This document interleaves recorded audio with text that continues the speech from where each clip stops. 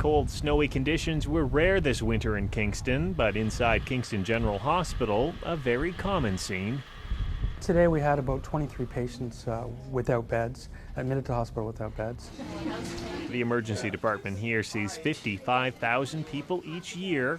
It's expanded into a couple of overflow rooms that were just supposed to be temporary. And they've managed to empty a couple of beds over there so they won't It's need a to bring full day's anybody else job over. just juggling resources to try to find a place to admit patients. With a telemetry patient, we'll leave a second nurse there. We hold surgeries, hold procedures, and try to make the emergency patients a priority to get them upstairs.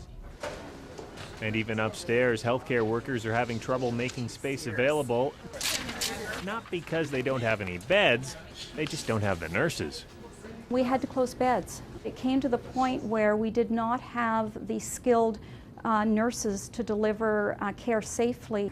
The problems here in Kingston are being felt right across the province as hospitals have to deal with a changing healthcare system with smaller budgets and fewer healthcare workers, plus a province-wide hospital restructuring process that's nowhere near finished. Change is unpopular, but change is necessary. In 1996, just a year into its mandate, the Harris government began implementing a series of drastic reforms in the hospital sector, reforms recommended by this man, Dr. Duncan Sinclair, who had been appointed head of the Hospital Restructuring Committee. Hell no, we won't go! Across the province, protests greeted his plans to shut down 40 hospitals, but some of those running the hospitals were glad to see something being done, at least at first. There was an effort to engage fundamentally on problems that no one had looked at for 20 years. That's the good news. The bad news is that the Commission itself didn't look at the finances of the system before restructuring, and as a result, most of its work has little or no relevance today. The problem, according to the Ontario Hospital Association, was that the Restructuring Commission didn't review each hospital's infrastructures, which had been decaying system-wide for years.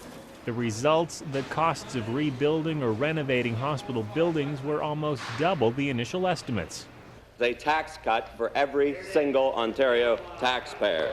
At the same time, to help the government balance its books, operating budgets were cut by almost $1.3 billion, just as hospitals had to deal with restructuring. The result, a lot of staff lost their jobs. Thousands of nurses who provided hands-on care were laid off. Our membership dropped by approximately 6,000 in that period of time. On top of that, Ontario's population was getting older and sicker, and the pains of restructuring were starting to show. Overcrowded emergency rooms, ambulances forced to travel elsewhere. The government responded to the outcry with more money, restoring what had been cut to hospital budgets, then surpassing that. Now the provincial health budget is over $23 billion a year, up $6 billion since the government took office. The government tried to give credit for effort. Mrs. Whitmer, Mr. Harris, Mr. Eves made a major effort to correct the problem, but by that time it had gone on for a very long period of time. At the same time, the government launched new programs, free flu shots and Telehealth Ontario, with nurses staffing a 24-hour phone line. Mike Harris also turned his sights on Ottawa, repeatedly blasting the federal government for not spending enough healthcare dollars. I'm prepared to debate the Prime Minister on the facts. But there's criticism that Harris didn't follow up with other recommended changes, like expanding home care services or putting more long-term care beds in place before closing hospitals. In Kingston, the concerns about the ongoing doctor shortage are evident in this public meeting at City Hall. When is it going to change? I've had to go, it took me 6 months to get a family doctor. As for hospital restructuring, there's not a lot to show for it. Across the province, delays have meant most of the hospitals supposed to close are still open, and Kingston is no different. The Restructuring Commission ordered a new facility for non-acute care to be built on this site 2 years ago. To date, no construction contracts have even been tendered. I don't think there's any doubt that all the costs and all the time frames identified by the Commission were virtually impossible to meet. Furthermore, this healthcare analyst thinks the system needs long-term thinking and stable multi-year funding.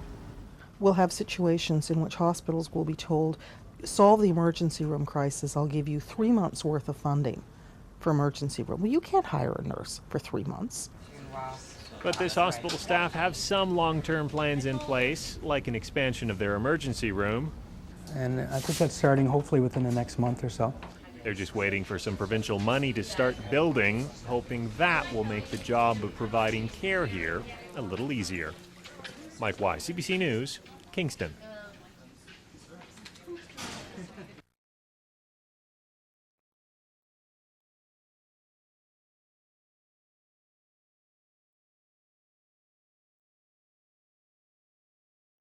This bus is Tax Fighter 1.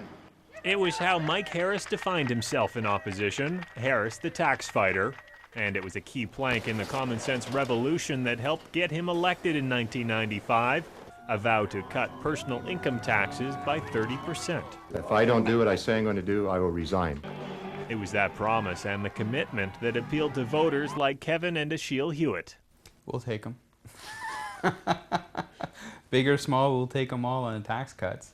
He was talking government cutbacks, and I like the idea of the government. I thought, government's a little bit too fat. Some cutbacks could be nice. Okay, Mommy, don't worry. The Hewitts are working parents of small children with a modest home in Cambridge. They voted for Mike Harris twice, as have many of their neighbors. The Tories' message found considerable appeal in suburban areas, especially further east in the 905 area around Toronto. 91% of all taxpayers will see a tax cut of 30% or greater. The Tories introduced the first of those tax cuts in their first budget, along with billions of dollars in spending reductions. Welfare rates were cut, as were some provincial ministries like Environment. We have just begun to fight. The cuts brought waves of protest against the government as it moved to balance Ontario's books. Harris's approach differed from those in other provinces. He cut taxes before balancing the books, adding to the province's overall debt. It was important because our tax rate was 58.5%. It was the third highest in the country, and jobs were streaming out of Ontario in the early to mid-90s. They had to provide that stimulus to make sure Ontario assumed its rightful place as the economic engine of Canada. Another key part of Harris's platform was privatization. His biggest sale, the 407 electronic toll highway north of Toronto. The price, $3.1 billion. Lately, though, he's topped that with the proposed sale of Hydro One, the province's electricity distribution system. Despite that, other promises to sell off Ontario's liquor stores and TV Ontario never materialized. By his 1999 re-election, Harris had balanced the budget and then passed legislation requiring all future governments to do the same. Harris took full credit, claiming the cuts boosted the economy and had helped create over 872,000 jobs since 1995, more than all the other provinces combined. But many observers say there were other reasons for the province's growth. Give Harris his due, whether it's luck or whether it's not. It worked out better than I would have thought because it just so happened to coincide with when the tax cuts came in place, the U.S. economy started to boom. And in particular, all the Americans decided to buy cars, and a lot of those cars were made in Ontario. The Hewitts are seeing signs of a booming economy in Cambridge. The Toyota plant is expanding. Parking lots are full of people buying. The Shields used clothing store is doing well. The couple even bought a new minivan and completed some home renovations, but they stopped short of thanking tax cuts for the extra cash, saying instead the low interest rate on their line of credit made it possible. And even though they've paid thousands less in income tax over the years, they say they've hardly noticed a difference. You really don't see it. It's such a small, 20, 25 bucks, dollars a paycheck. Okay, let's get that pizza this week, It's marginal, really, when you think of the big picture of it all. Yeah, let's set you up here. What they have noticed is how other costs have gone up. Their municipal daycare is charging more, plus their property taxes increased. All a result of cuts many critics worry were too deep, with consequences too severe.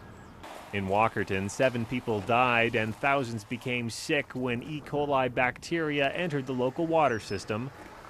A judicial review found cuts to the Ministry of Environment were partly to blame. that I am truly sorry. That crisis gave the opposition some ammunition that the government's tax and spending cuts went too far and were short-sighted. For a short while, that can work. And people will get the tax cut without thinking, oh, what is this going to cost me down the road? The people of Ontario voted yesterday for change. Mike Harris kept his promise to cut taxes and convinced some skeptical voters that politicians do keep their word. But 7 years later, Kevin sees himself becoming cynical again. It's kind of like we give it and then we take it in another area. So it almost kind of cross-cancels. So you're no further ahead. Despite that, he'll still vote Tory in the next election. Mike Wise, CBC News, Cambridge.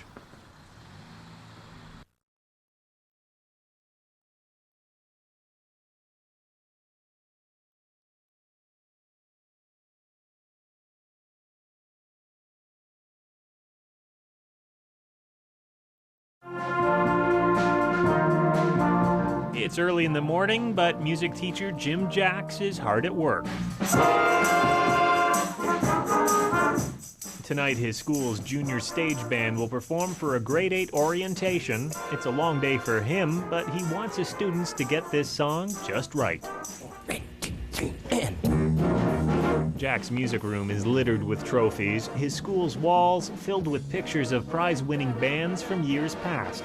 But in recent years, the school stopped taking those pictures. Since the province cut high school to 4 years and put an emphasis on core courses, Jack says older students just aren't taking music anymore. The number of options are so limited. Students have to take civics and career planning, for example, and that cuts down on the number of arts courses they can take. His choices have been limited as well. Conducting the band has been a vocation for him, voluntarily done on his own time. Now it's mandatory, and he resents that.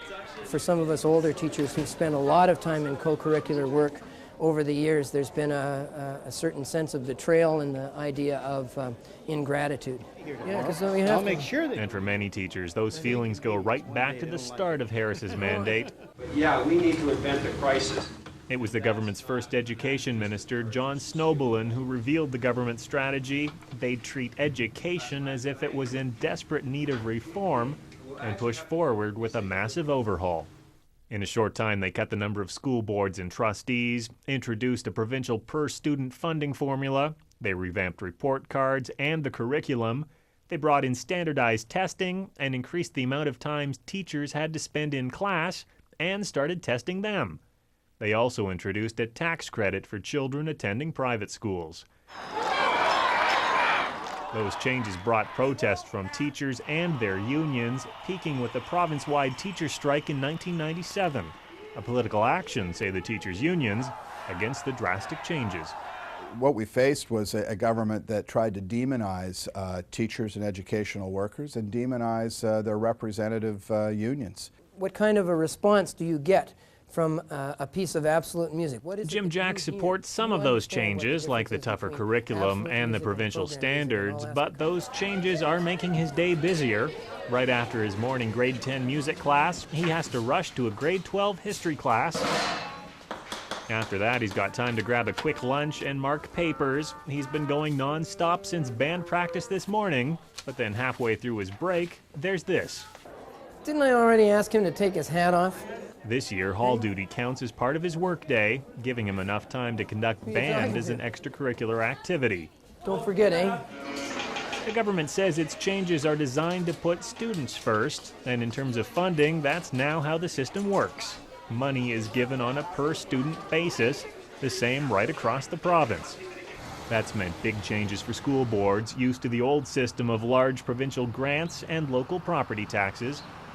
In Thunder Bay, it's made it harder to deal with specific local issues they find in the north, like busing. School boards are given a fixed amount per student to spend on transportation, set at a provincial average. But this board isn't average. Some students face rides of over an hour each way. The funding formula doesn't allow for the extra fuel and maintenance costs. As a result, the board has to make cuts elsewhere, like replacing books. You have kids without enough textbooks. You have kids in class sizes that are still very, very big. You have kids paying fees for basic courses. The provincial government People must for change the Education, foundation a grant province-wide funding parents formula group, to provide keeps adequate, track of the increasing protected funding. difficulties schools are having with the funding formula.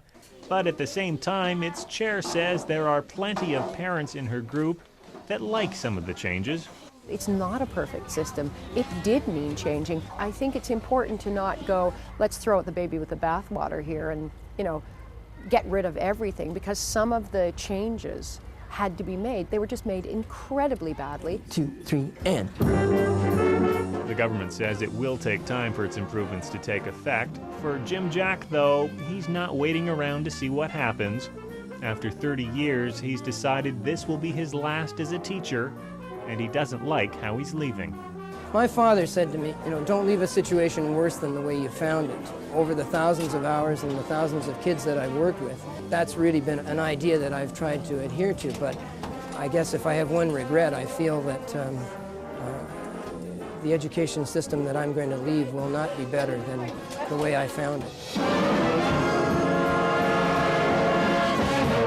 Mike Wise, CBC News, Thunder All Bay. right. Now then, it's time to reveal our other side, guys.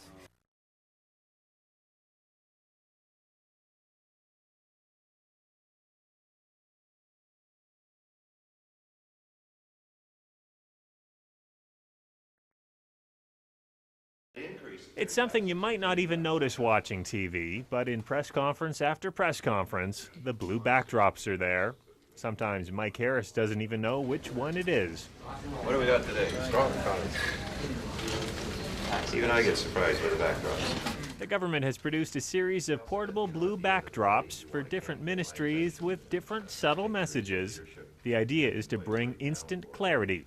Set it up at the back of a crowded storage room during a photo op, and when the cameras shoot tight, the mess disappears, and the Premier can focus on delivering the message.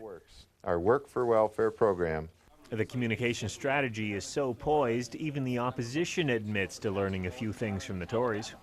Tories have failed policies. The clip has become more important.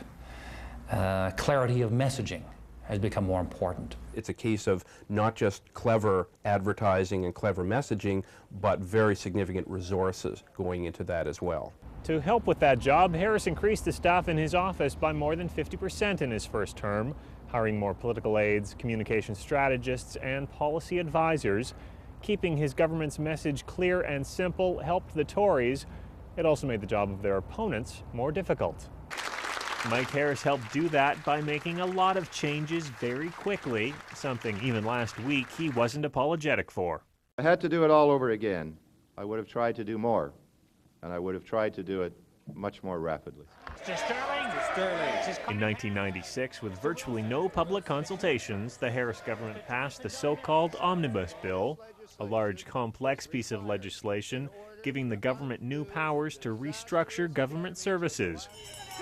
It used them a year later during Mega Week, a series of major announcements, one right after the other, announcing changes to education funding, school boards, welfare, public transit, and property taxes.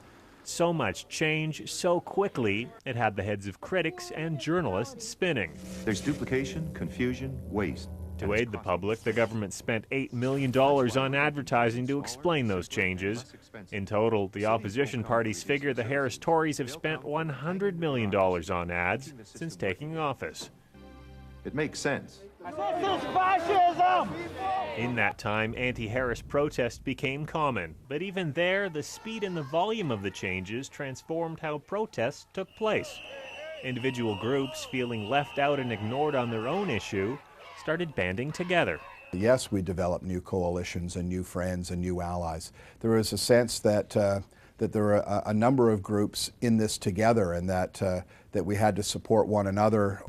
The most visible signs, the Days of Action protests, organized labor groups joining forces with social and political groups to hold massive day-long protests in a number of cities around the province. But it also set themselves up to be easily written off. The PC government was rubbing its hands when it saw what was happening with the Days of Action, because it saw this as likely to cement its support not only among Tory partisans, but among a considerably larger group of the population who get uneasy about demonstrations and marches, and who, while they may not like politicians, are famously not keen on unions as well. There were other protests. Anti-poverty and other activists coming together out of shared anger at the government's policies, but they too shared a similar problem. So much anger, yet so many different messages to get across. Contrast this with the government's blue backgrounds communicating just one message at a time. With a coalition of voices, often only the civil disobedience was heard, which might have worked to help Harris. Resistance that welled up like that, particularly from groups on the fringe like the Ontario Coalition Against Poverty, was very good for the government. It allowed them to show that they were being reasonable and proceeding, while toughly, on a course that they had set out and secured democratic support for, and people were trying to resist it. They're adamant in sort of holding to their picture of the world and how the world ought to be. That has led to a dramatic shift in Ontario politics, away from a history of premiers who might have tried to build some sort of consensus on change. For his part, Harris remains unapologetic. You cannot please all the people all the time, because leadership is about making choices that surely some people will not always agree with. I'm not the least bit convinced that most of those changes couldn't have been brought about more slowly and indeed more effectively if there had been consultation. You wouldn't have had the kind of opposition. Things would have been done more effectively. When he was elected premier, he promised a revolution of change. As he leaves office, there's no doubt he's delivered that message. Mike Wise, CBC News, Toronto.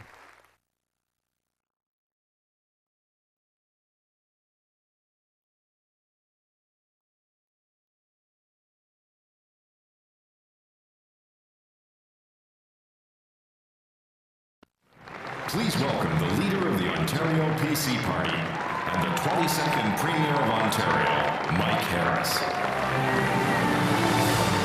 It was a rousing tribute and a send-off, a love-in by an appreciative party, paying tribute to a leader who not only reshaped and refocused the Ontario Conservatives, but led them to 2 consecutive victories.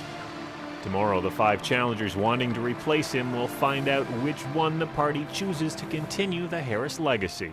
We will think about the past 7 years, and we will say that I was proud to be a foot soldier in the common sense revolution. Graham Murray will be at the convention. He publishes the newsletter Inside Queen's Park and says this is about deciding who will help win the next election. There is a much higher percentage of the population that will say this government is on the right track and is basically doing the right thing than will say that we're going to vote for them next time. So there's a question, of course, about whether the people are making a judgment on Mike Harris's style and tone, and whether, therefore, they might be amenable to voting for a PC leader with a different style and tone. Jim Flaherty is having none of that, positioning himself on the far right of the candidates, holding firm that Mike Harris's common sense revolution is not over. He's touting a campaign filled with conservative ideological ideas, like putting a time limit on welfare. If we stay the course and build on our successes, we can help even more people experience the dignity of getting a job. Tony Clement, the youngest of the candidates, is pushing what he calls a generational change, publishing his own campaign platform, much like the Common Sense Revolution that he helped to write. But 2 other candidates have declared that revolution over. Chris Stockwell unveiling his own ideas, but praising the CSR's accomplishments, saying the lesson to be learned is the importance of keeping promises to voters. Elizabeth Whitmer has positioned herself as more of a centrist, saying the government needs to return to a more consultative approach if it ever hopes to be re-elected. To re-earn the trust and confidence of Ontarians, we need to build support among people who have supported us before, but they are not supporting us now. But since the start of the campaign, it's been Ernie Eves who's portrayed himself as the heir apparent to Mike Harris, holding policy meetings flanked by the 32 MPPs supporting him, half of the elected Tories. He's touted his accomplishments as finance minister ahead of any new policy announcements, preferring to sell himself as a listener, wanting to work with the party to develop a re-election strategy rather than outlining his own right now. We built the common sense revolution from the ground up, not from the top down. Do you remember what this book was about? In education, there are clear dividing lines. Chris Stockwell talking about a 2-year moratorium on changes to give time for the government's existing changes to take hold. Whitmer, Eves, and Clement are all promising reviews of the funding formula with extra money for needed adjustments. Only Jim Flaherty seems to want to continue with big changes, banning teacher strikes by declaring education an essential service. On the economy, all want balanced budgets. Whitmer and Clement want anti-surpluses to pay down the debt. As for tax cuts to spur the economy, Eves, Flaherty, and Clement are promising them as a matter of principle, while Chris Stockwell wants them only if they're economically feasible. With health care, the message is almost uniformly consistent. We cannot win the next election without a comprehensive, without a believable plan to save Medicare. From all candidates, there's a pledge to keep health care paid for by the public, but to explore ways to have the private sector help deliver more of it. From Elizabeth Whitmer and Tony Clement, pledges of a human resources strategy to find and train doctors and nurses to meet growing demand. And from Chris Stockwell, the boldest promise, the introduction of health care premiums. We have a demand level that's here, and we have revenues here.